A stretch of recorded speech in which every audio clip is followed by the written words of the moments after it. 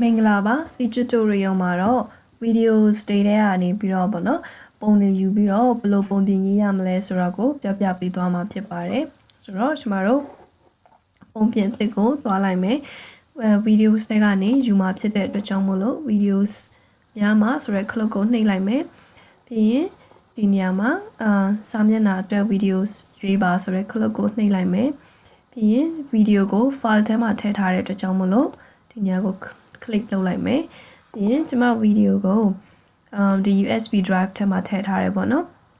ဆိုတော့တကယ်လို့ဗီဒီယိုကိုမိမိရဲ့ဖုန်းထဲမှာထည့်ထားလို့ရှိရင်တော့မဟုတ်iPad တို့ပေါ့နော်အဲဒီထဲမှာထည့်ထားလို့ရှိရင်လည်းသူ့ရဲ့ USB ကြိုးလေးနဲ့တခါတည်းကွန်ပျူတာမှာconnect လုပ်ပြီးတော့အဲ့ဒီထဲကနေလည်းတိုက်ရိုက်ရွေးယူလို့ရတယ်ဆိုတော့အခုဒီနေရာလေးမှာပုံတွေကမတွေ့ရဘူးပေါ့နော်ဆိုတော့ဒီနေရာလေးကိုတွားပြီးတော့ပုံနည်းနည်းလေးကြည့်အောင်လုပ်လိုက်မယ်ပြီးရင်ဒီပထမအဦးဆုံးဗီဒီယိုကိုရွေးလိုက်မယ်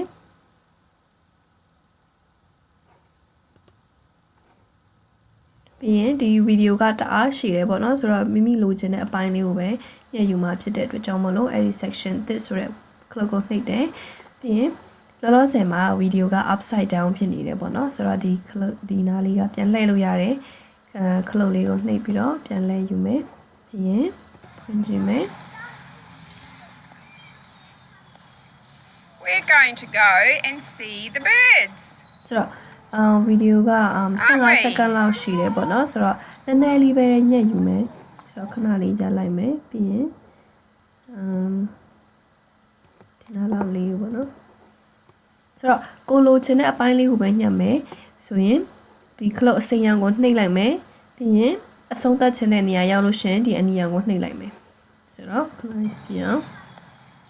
We're going to go and see the birds.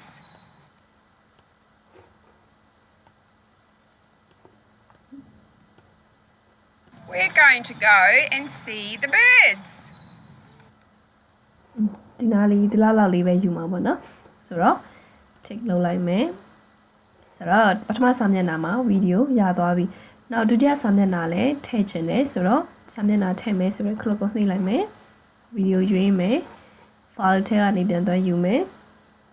ပြီးရင်ဒုတိယဗီဒီယိုကဒီဟာလေးကိုသုံးလိုက်မယ်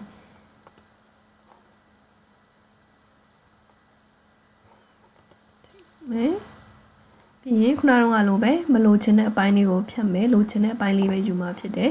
ပြောင်းပြန်ဖြစ်နေတယ်ပြန်လှည့်လိုက်မယ်ပြန်နားထောင်ကြည့်မယ် We go over the bridge. ဆိုတော့ဒီနားလေးလောက်ပဲယူမယ် We go over the bridge. ဒီလောက်လေးပဲယူမယ် take လုပ်မယ်ရတော့ပြီနောက်စာမျက်နှာတစ်ခုထပ်ထည့်ကြည့်အောင်ယူရွေးမယ် file ထဲမှာ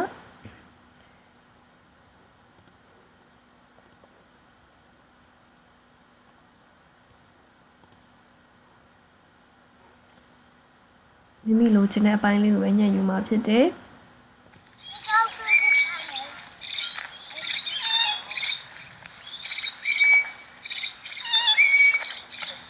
ဒီနားလောက်ကနေ Birds are being very noisy.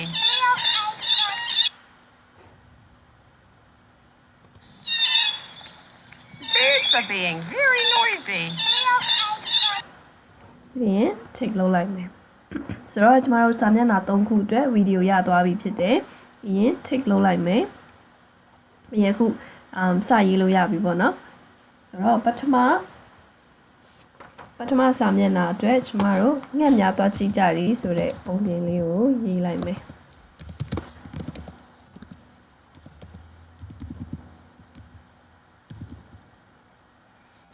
ငှက်များ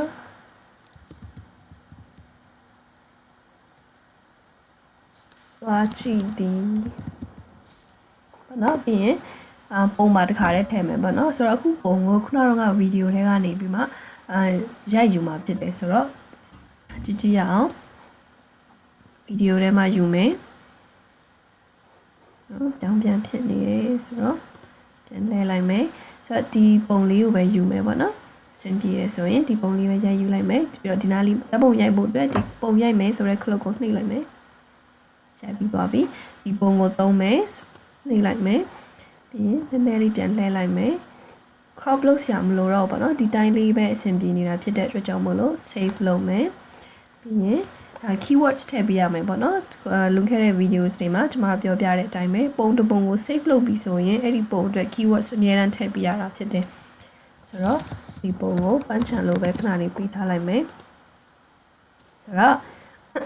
ညများပါကြည့်ကြသည်ဆိုတဲ့စာမျက်နှာရသွားပြီဆိုတော့ဒုတိယစာမျက်နှာထည့်မယ်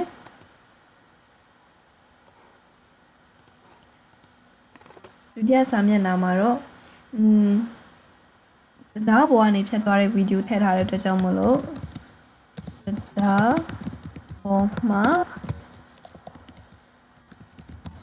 ဖြတ်သွားသည်ဆိုပြီးရေးလိုက်မယ်ပြီးရင်ပုံမှာတစ်ခါတည်းထည့်မယ်ဗီဒီယိုထဲကနေပဲယူမှာဖြစ်တယ်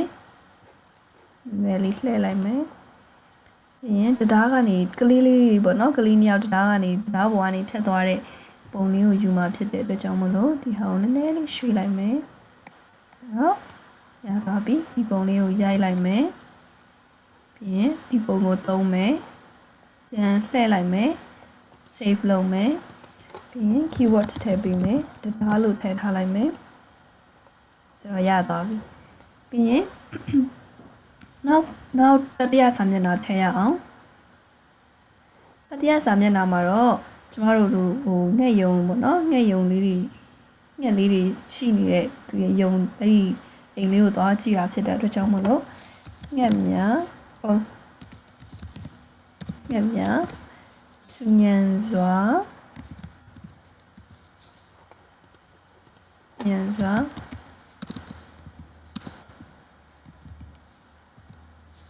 နေသည်လို့ရေးလိုက်မယ်ပြီးရင်ပုံသွက်ယူမယ် videos ထဲကနေ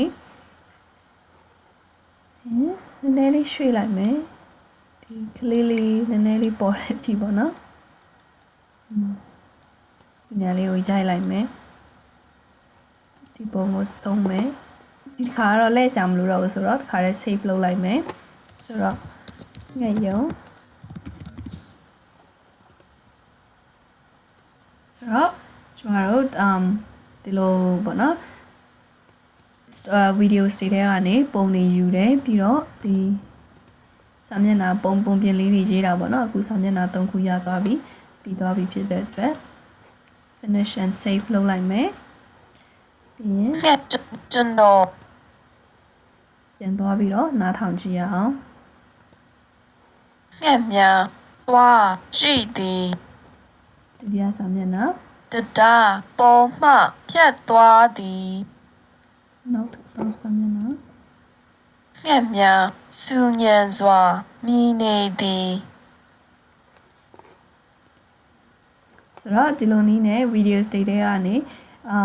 ဓာတ်ပုံလေးရိုက်ယူမယ်ပြီးတော့အဲ့ဒီ videos တွေထဲကပဲပေါ့နော်ပုံပြင်လေးတွေရေးလို့ရတယ်ဆိုတာကိုပြောပြပေးခြင်းဖြစ်ပါတယ်